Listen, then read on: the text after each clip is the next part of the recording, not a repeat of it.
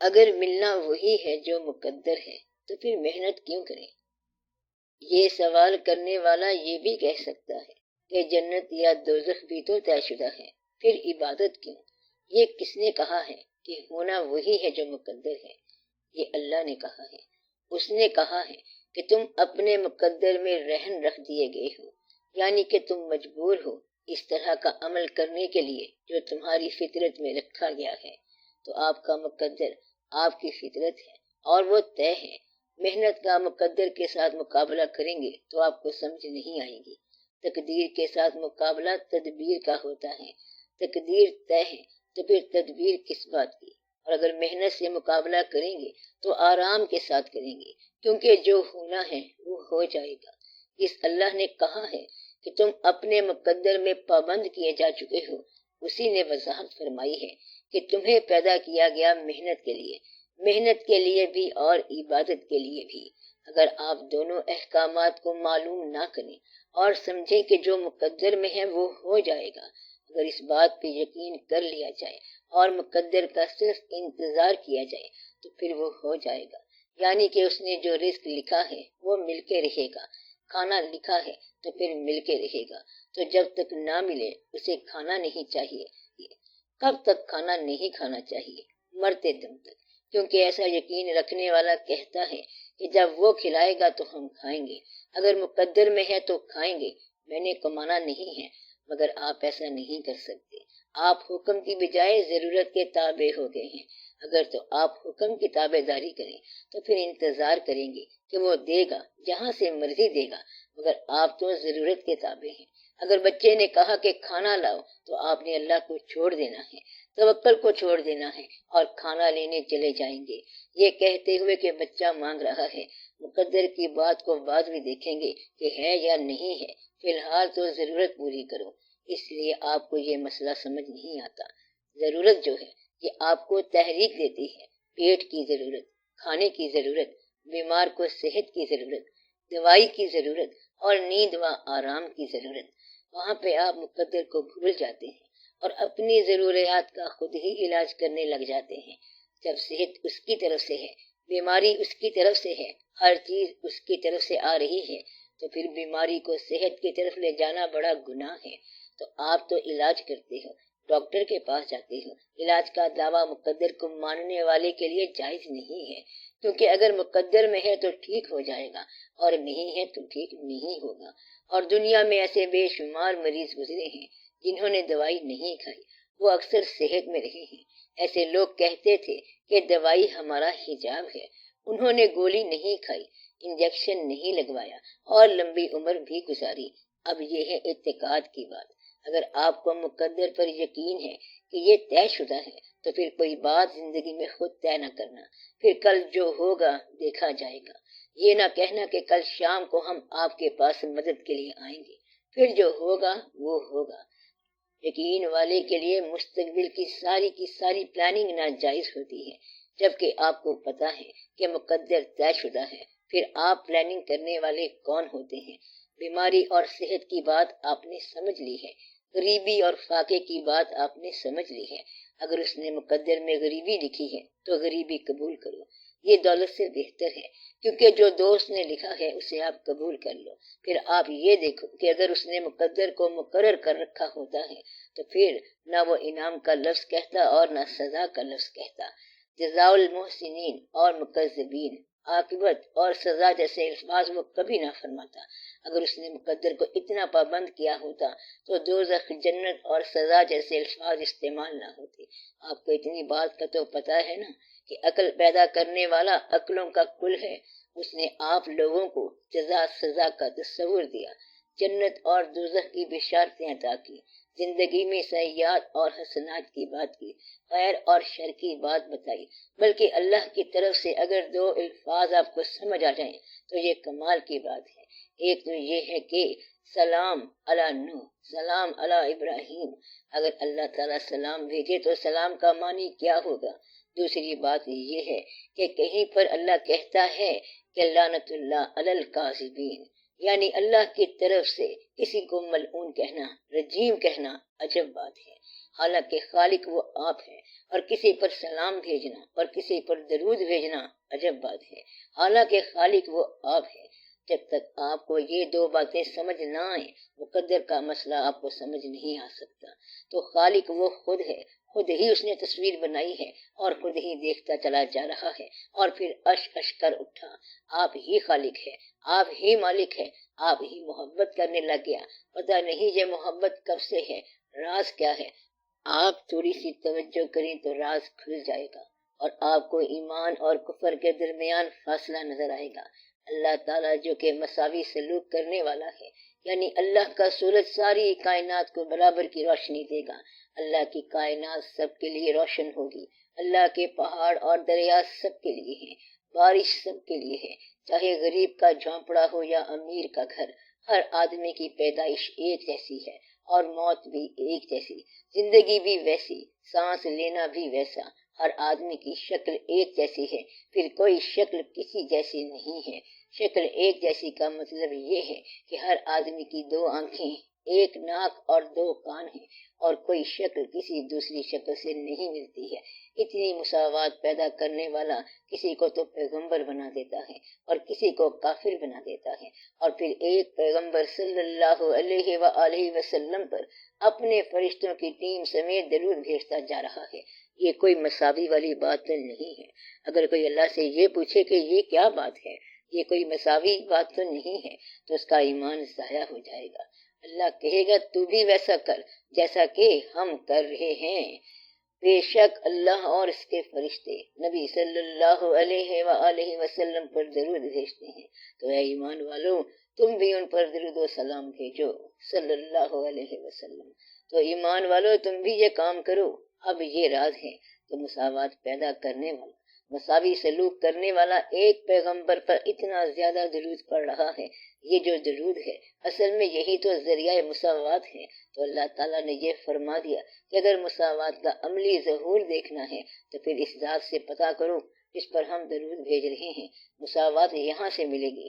تو اللہ نے یہ فرما دیا کہ مقدر فکس ہو گیا، اور یہ بھی بتا دیا کہ محنت کرو، اپنے آپ کو ہلاکت میں نہ ڈالو، اپنے آپ کو آگ سے بچاؤ، اس آگ سے جس کا ایندھن پتھر اور انسان ہوں گے۔ اللہ تعالیٰ نے فرمایا کہ اپنا راستہ لو، بلکہ دعا مانگو کہ تمہیں سیدھا راستہ ملے اور عطا ہو جائے۔ تو محنت کرنا اس لیے ضروری ہے کہ تم محنت کے بغیر رہ نہیں سکتے، یہ تمہاری مجبوری ہے۔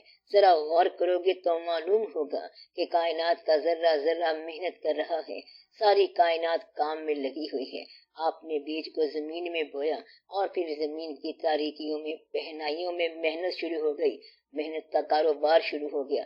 پھر بیج پھوٹے گا، زمین سے توانائی وصول کرے گا، پودا بن جائے گا، آندھی طوفان بادل اور برساتوں کا مقابلہ کرتے ہوئے بڑا ہوگا، وحوش و طیور، جانور، پرندے سب کا مقابلہ کرے گا، بعض اوقات انسانوں کا مقابلہ کرے گا، انسان اس کی شاخیں کاٹ لیتے ہیں، سایہ کاٹ لیتے ہیں، آخر کار وہ درخت محنت کرتے کرتے فائدہ مند ہو گیا، منفعت بخش ہو گیا، کبھی پھل دے گیا، کبھی سایہ دے گیا، اور مرتے ہوئے لکڑی دے گیا، پھر اس کی محنت کا فائدہ نظر آیا۔ آپ چھوٹی سی چیونٹی کو دیکھیں کہ صبح سے شام تک کام کرتی ہے، چیونٹی کو آپ کبھی آرام کرتے ہوئے نہیں دیکھیں گے۔ تو دنیا میں محنتیں مختلف قسم کی ہوتی ہیں، اور ساری کائنات محنت کرتی ہے۔ سورج طلوع ہوتا ہے، کائنات کا ذرہ ذرہ محنت کرتا ہے، بلکہ ہم حال محنت میں مصروف ہے۔ موسم محنت کرتے ہیں، ہر چیز دوسری چیز کا مقابلہ کرتی ہے۔ دریا پہاڑوں میں سے چلتا ہوا اور محنت کرتا ہوا اپنا راستہ کاٹ کے سمندر کو جا پہنچتا ہے، تو ہر چیز محنت کرتی ہے۔ محنت کائنات کی جبلت ہے، محنت کے بغیر کسی کا رہنا مشکل ہے۔ جواری بھی محنت کرتا ہے اور نیک آدمی بھی محنت کرتا ہے۔ اللہ نے یہ فرمایا کہ محنت کرنا تیری فطرت ہے، تو اس سے رک نہیں سکے گا۔ اب محنت وہ کر جو تجھے برباد نہ کرے، محنت وہ کر جو ہمارے راستے کی محنت ہو، محنت وہ کر جس کا انجام اللہ تعالیٰ سے ملاقات ہو۔ کہیں ایسا نہ ہو کہ انسان بڑی محنت کرے، منزل پہ پہنچے اور پتہ چلے کہ یہ تو دوزخ کا مقام ہے۔ تو آپ نے جنت یا دوزخ میں محنت کے ساتھ ہی جانا ہے، اس لیے کہیں ایسی محنت نہ کرنا کہ یہاں بھی آگ کے پاس بیٹھے رہو اور محنت کرتے کرتے دوزخ میں جا پہنچو۔ کہتے ہیں کہ بے شمار لوگ بڑی محنت کر کے دوزخ میں جاتے ہیں، اور اگر انہیں پتہ چل جائے کہ دوزخ میں جا رہے ہیں تو پھر محنت کیسی؟ کئی لوگ گناہ کی تلاش میں صبح سے شام تک سرگرداں رہتے ہیں، مثلا حرام رزق کی تلاش میں، اور چور ڈاکو جواری بڑی محنت کرتے ہیں۔ کئی لوگ جھوٹ کی تلاش اور جھوٹی باتوں کی تلاش میں رہتے ہیں۔ یوں محنت کر کر کے انسان کہاں کا کہاں پہنچتا ہے۔ اکثر کاروبار میں بھی انسان جو محنت کرتا ہے اس میں بھی کہیں نہ کہیں آلائش آ ہی جاتی ہے۔ اللہ نے فرمایا کہ اے ایمان والو، فرض کرو اس سے پہلے کہ وہ دن آ جائے جب کاروبار نہیں ہوگا اور تمہیں تمہاری بچت منفعت نہیں دے گی، اس سے پہلے کہ وہ دن آ جائے تم اپنا رزق استعمال کرو، اس رزق میں شاید فلاح ہو جائے۔ تو محنت جو ہے یہ انسان کی فطرت ہے اور وہ اس سے بچ نہیں سکتا، اور مقدر یہ ہے کہ تم محنت کرنے پر مجبور ہو۔ کہتے ہیں کہ جو آئیڈل مین ہے، نکما انسان ہے، سب سے زیادہ محنت اسے کرنی پڑتی ہے کیونکہ اسے کام نہیں ہوتا، اس لیے وہ کہتا ہے وقت کیسے گزاروں۔ کبھی وہ یہ کرے گا کہ آپ کے پاس آ جائے گا اور کہے گا تیرے پاس تو ٹائم نہیں، میں خود ہی تم سے ملنے آ گیا، سناؤ بائی دا وے کیا حال ہے۔ پھر کبھی جیب سے تاش نکالے گا، کبھی شطرنج کھیلے گا، کبھی سینما جائے گا، VCR دیکھے گا۔ یوں وہ پریشان رہے گا اور اس پر زندگی عذاب ہوگی کیونکہ اسے کام کوئی نہیں ہے۔ جن لوگوں کے پاس کام ہے وہ آسانی میں رہتے ہیں اور ان کی محنت اچھی ہوتی ہے۔ سب سے اچھی محنت وہ ہوتی ہے جو اللہ کو مقبول ہو اور مقبول رسول کریم صلی اللہ علیہ وسلم ہو۔ تو اچھی محنت وہ محنت اچھی ہے جو آپ کو کسی نیک راستے کی طرف لے جائے، ورنہ محنت کے ذریعے ہی عذاب آ سکتا ہے۔ کہتے ہیں کہ لوگ اپنی قبر اپنے ہاتھ سے بناتے ہیں، they dig their grave with their own teeth۔ اس طرح لوگ محنت کرتے کرتے عذاب میں آ جاتے ہیں۔ یوں انسان اپنا سارے کا سارا عبرت نامہ اپنے ہاتھ سے لکھتا ہے۔ اللہ نے فرمایا ہے کہ تمہارے ہاتھ میں تمہارا اعمال نامہ ہوگا، written by yourself، تمہارے اپنے ہاتھ سے لکھا ہوگا، تم خود پڑھ لینا۔ اور تمہیں یہ بھی پتا ہے کہ تم ہر روز لکھتے جا رہے ہو۔ لکھنا کیسے ہے؟ عمل، ہاتھ کا عمل اور ریکارڈ۔ ہاتھ کا عمل، خیال کا عمل، گفتگو کا عمل، جذبات کا عمل، دوسرے کی طرف رجوع کا عمل، دوسرے کو دھوکہ دینے کا عمل۔ تو یہ جتنے بھی آپ کے اعمال ہیں، ہر بات آٹومیٹک ریکارڈ ہو رہی ہے اور یہ بن جائے گا اعمال نامہ۔ اس کی ایک فلم بن جائے گی اور پھر وہ اعمال نامہ آپ کے ہاتھ میں ہوگا۔ اسے خود پڑھ لینا کہ یہ کام میں نے کیے تھے۔ تو محنت جو ہے یہ انسان کی فطرت ہے اور وہ محنت کرے گا، ضرور کرے گا۔ مقدر یہ ہو چکا ہے کہ انسان محنت کے بغیر رہ نہیں سکتا، وہ اس لیے محنت کرے گا اور کوئی بھی اس کے بغیر رہ نہیں سکتا۔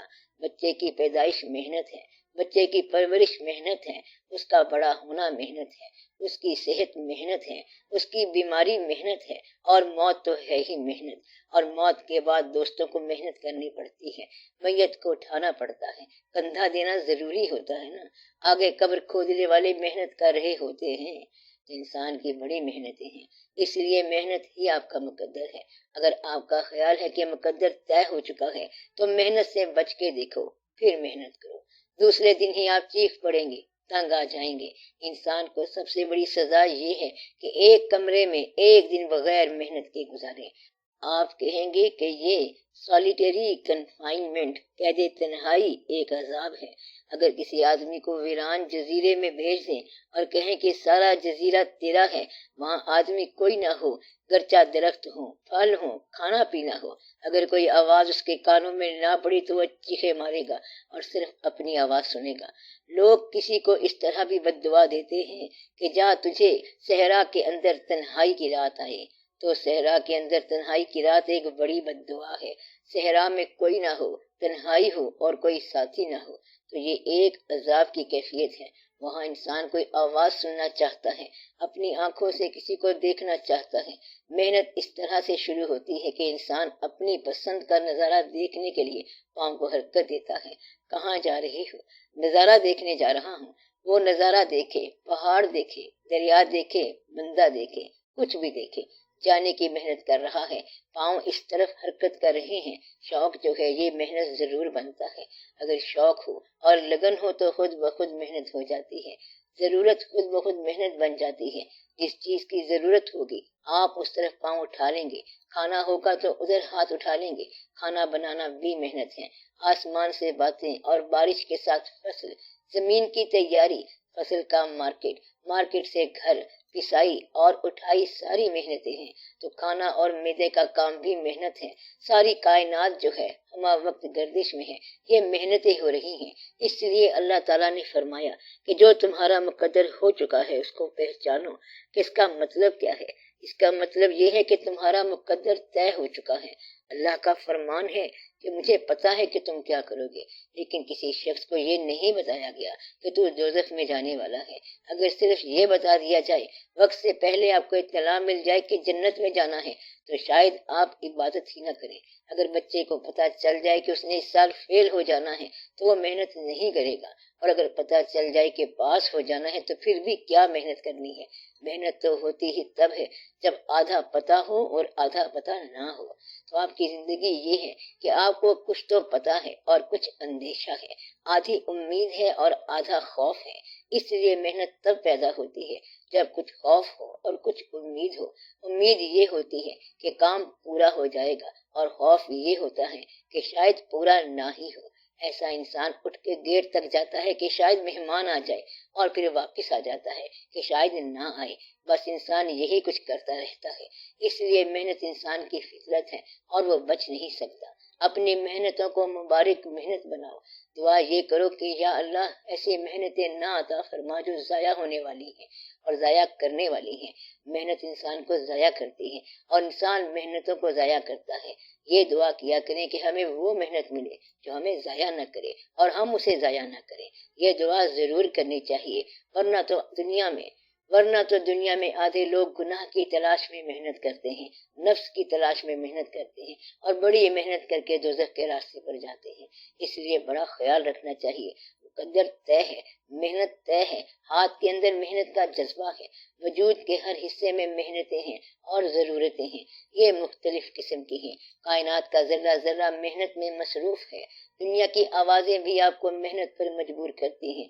بچے کی چیخ سن کر ماں باپ پاگل ہو جاتے ہیں۔ اگر آپ مصروف محنت ہوں اور بچہ اتفاق سے رونے لگ گیا تو ماں اور باپ دونوں بےتاب ہو جائیں گے کہ بچے کو کیا ہو گیا۔ بچے نے کوئی سوال کر دیا کہ مجھے یہ تکلیف ہے، تو بچے کی تکلیف کی وجہ سے ماں باپ محنت کریں گے۔ کسی دوست کو کسی بات سے تکلیف ہو تو آپ کو محنت کرنی پڑے گی۔ کچھ بنانا ہو تو محنت کرنی پڑے گی۔ شادی ہو، موت ہو، ہر حال میں محنت۔ تو اس کائنات میں یہ محنتیں چلی آ رہی ہیں۔